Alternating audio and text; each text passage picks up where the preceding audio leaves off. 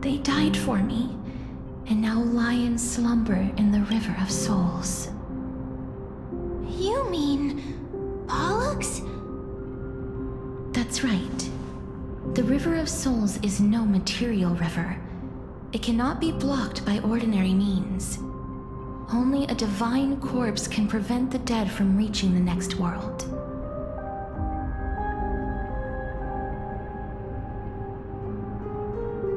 And that's why we have to awaken Pollux from death before we can retrieve the core flame of death.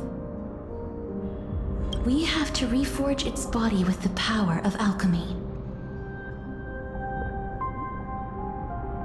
But Cass, if that alchemist speaks the truth, does that mean you're also part of the dragon body?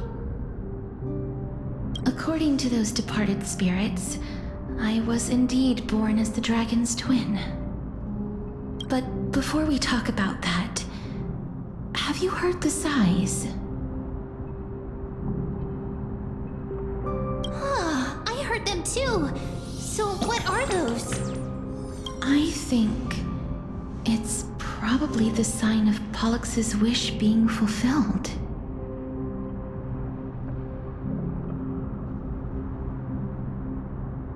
They must have realized how heavy a price they'd need to pay when they used their divine authority to resurrect a dead woman. That's why they exerted every ounce of their strength to send me to Styxia, a city that called for death, a land where none is hostile to death. They never saw their wish fulfilled and fell so prematurely, all because they wanted to give me a new life. Pollux must really want to know how their sister has been after giving their all to save her. That wish is the reason Pollux's soul still lingers in the mortal realm even after their fall, quietly watching and documenting every detail of their sister's life. So instead of picking up objects on the way here, We were instead showing things to a strand of yearning that lingers here. Now, we must weave these yearnings together and restore them into Pollux's complete soul. but all of this is just a hypothesis, right? What if we go through with the ritual and it turns out totally different? That's fine. As Professor Anaxa often reminds us, such is the nature of alchemy. The true outcome can only be known once the process is complete.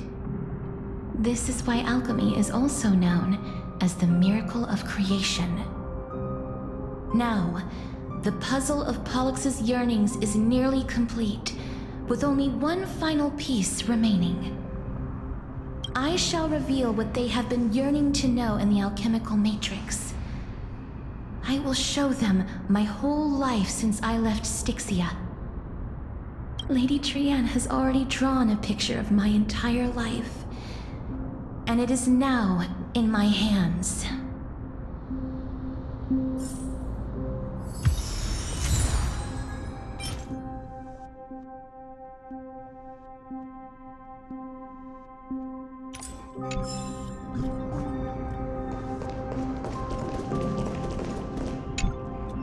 Then, let the ritual begin.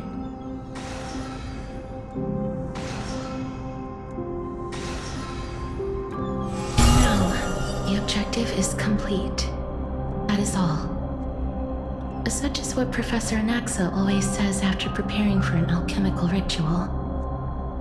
And now, Pollux, I shall lift you from the River of Souls and reforge your soul. Perhaps you will be disturbed by this, and your body may become horrifying to behold. But if even the slightest trace of your soul remains, the soul that once ferried me to this side of the shore, then please, look at me. I wish to thank you in person. I have obtained everything you sacrificed your divinity for. Lady Almanette. Did she recognize can communicate with here, right? I'm afraid she is just another spirit trapped here, like the rest of them. The only difference is that I was there when she died. Please, go on. I'm listening. Are you about to tell the story of Styxia? Yes. You're just as smart as I imagined, but... never mind. Now's not the time. There's no need to worry, Elder. Take a look around you. You're already at the resting place of the dead.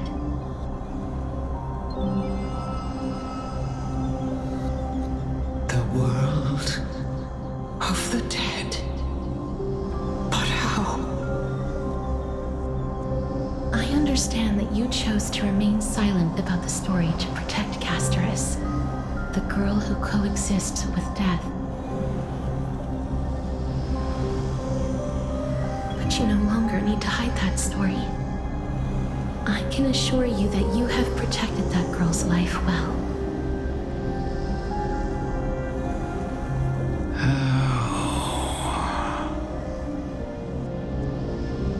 Well, in that case, let me begin. Styxia, the pearl of the ocean, plagued by unwarranted calamity and ravaged by death in the fairy tale. It was the first city-state to shift their faith towards death, even before Idonia did. From where you stand now, I suppose that's a bit hard to believe. Right? Indeed. I cannot imagine that those from the era Chrysia, blessed with eternal life, could ever yearn for death. I have pondered the same question, child. But I am afraid there is no clear answer to it. Journeys and epics are only glorious and magnificent because all things eventually fade to dust. That's how someone once explained to me why death is necessary to the world. But I still can't take that as the final answer. Would a world without journeys and epics be worse off?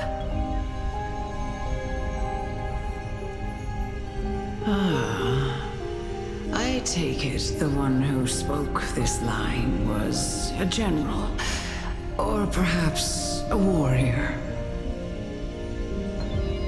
I, however, did find some inspiration in these words. Would you like to hear my thoughts, Casterus? Please enlighten me, Lady Amunet. Though I have already made up my mind on how to handle the authority and core flame of death. Your words might truly guide me toward the path forward. You and I are neither warriors nor generals. Therefore, journeys and epics cannot truly resonate with us. But what if I reframe it like this? What if love is not a trait bestowed upon mortals by Nestia, but a blessing from death? Love. No one